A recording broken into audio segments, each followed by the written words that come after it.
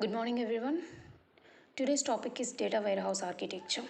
So, basically, in a data warehouse architecture, there are three types of tiers. First one is top tier, and the second one is middle tier, and the third one is bottom tier. Before that, we have to discuss the key elements of the data warehouse architecture. There are four key elements. The first one is data source, and the second one is data transformation, and the third one is data mart, and the fourth one is accessing user and applications. So first of all, in data sources there are two types of elements. Is the first one is operations and the second one is externals. In these operations there are four types, which is five types, which is ERP systems and the legacy systems, and the third one is point of sale, and the fourth one is RFID systems, and the last one is web usage. Coming to the ER systems, what is the ER systems? It is nothing but enterprises resourcing process, and in this model we have to generate continuously in this. So the second one is a legacy systems. The legacy systems is a servers, which is nothing but we have to uh, collect the data from different types of servers, different types of databases. And the third one is a point of sale. Point of sale is nothing but take one website or bank systems. In that systems, what they needed, customer information is needed. So some particular point, for example, I want some one customer information. Customer information is nothing but some data. What is the data the customer have? For example, what is his date of birth, what is his email, what is his phone number, what is his sales. These particular things are coming under point of sales. And the RFID system is nothing but storing data. So for example, the customer data is must be stored in particular point. So this is a RFID system is nothing but we have to store the data about customer information. And the last one is a web usage. Web usage is nothing but website. For example, we have to open one website. In that website,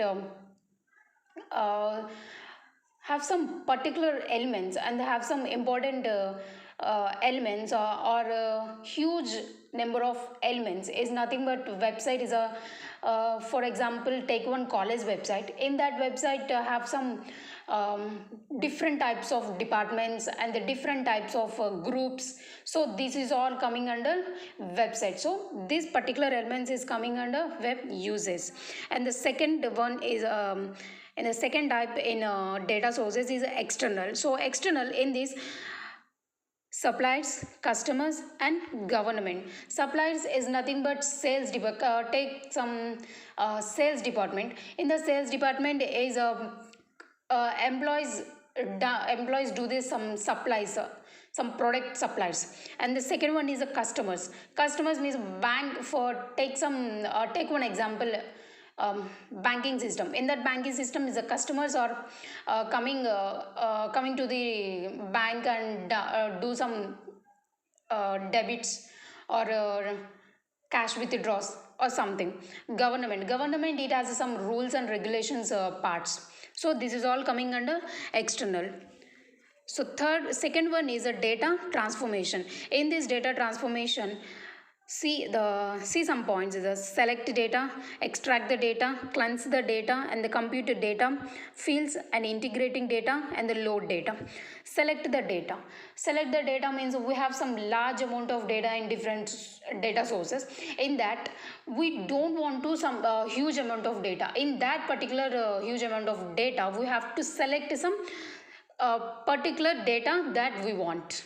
And the extract data is nothing but some extracting the information in that particular huge amount of data. Is a cleansing the data. Cleansing the data is nothing but to clean the data. Whatever data we want, we just clean the information and grab that data. And the compute data fields. Compute the data fields is nothing but we want some amount of data, so that amount of data we want to save some particular field, so or particular department or particular group. So CSC information is compute in CSC field, ECE information compute in ECE field. So this is all coming under compute data fields. Integrate data is nothing but to grab the information from particular elements or particular websites. It is all integrated here. Load data is nothing but to take one amount of data and put into the some folder, and it must be load the data from data website or data server and load to the particular field. The third one is data mart or data warehouse. One data mart for each department or a warehouse for the all enterprises. Data mart is nothing but to compute the data. So data mart is usually used in a data warehouse. And the fourth one is accessing user and applications. In these access user and applications, OLAP tools and reporting tools, dashboards, queries, multiple devices, data mining, and the customs apps. OLAP means is an analytical process, online analytical process. The customer's information, it must be stored in OLAP, and the history of customers' information is all stored in OLAP tools. Reporting tools is nothing but the the customer information is must be stored in pie charts or create some table information, and the diagrammatic information, it must be stored in that ways. And the dashboards and queries, mobile devices, data mining, customer apps, which is all coming under access users. So after that, key elements, there are three types in data warehouse architecture. The first one is top, second one is middle, and the third one is bottom tier. So let's see the bottom tier. In this bottom tier, data is cleaned, transformed, and loaded, and the layers using back-end tools. In this particular tier, we have to take the data from different types of data servers.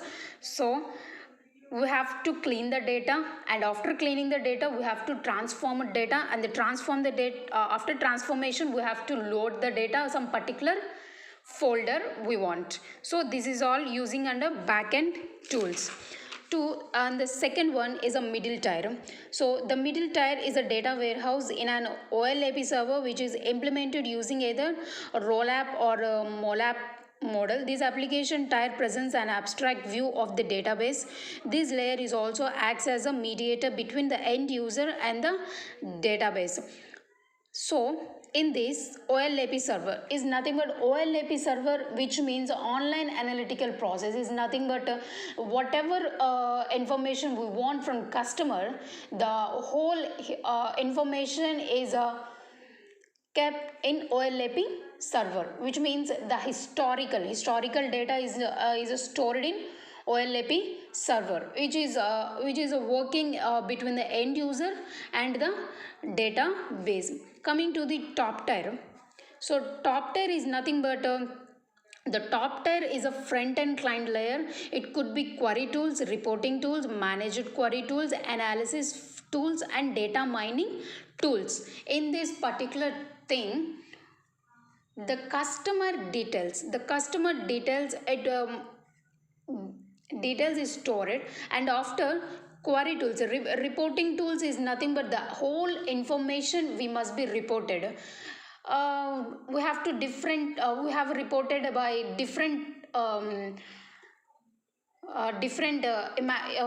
types of, which is nothing but table information, which is a cube information, table or a cube. So the information must be in a tabular form or a cube form. And the query tools is nothing but the details of the customers. What is his login id, what is his phone number, and what is his date of birth, and what is his group blood group, and what is his sales, and what he wants to investigate in sales or a sales department, or is he opening his account in sales or something. So this is all information in a top tier model. So this is the diagrammatic form of data warehouse architecture. This is the operating system and the transformation databases and ETL process, and the extract and transformation loading. And this is the data warehouse databases. This is the different types of departments, and this is the reporting analysis mining tools. In this ETL tools is extract and transformation loading. In this we have to cleaning the data and transform the data and load into the some folders. And query tools is nothing but we have different types of departments. So what is the for example CSE department or ECE departments. CSE departments contains only CSE information, and the ECE department it contains only ECE information. So coming to the query tools is nothing but what are the requirements CSE department have, and what are the requirements ECE department have. This is the query tools. And they're coming to the reporting analysis mining tools, which is nothing but interactive, ad hoc, and the static.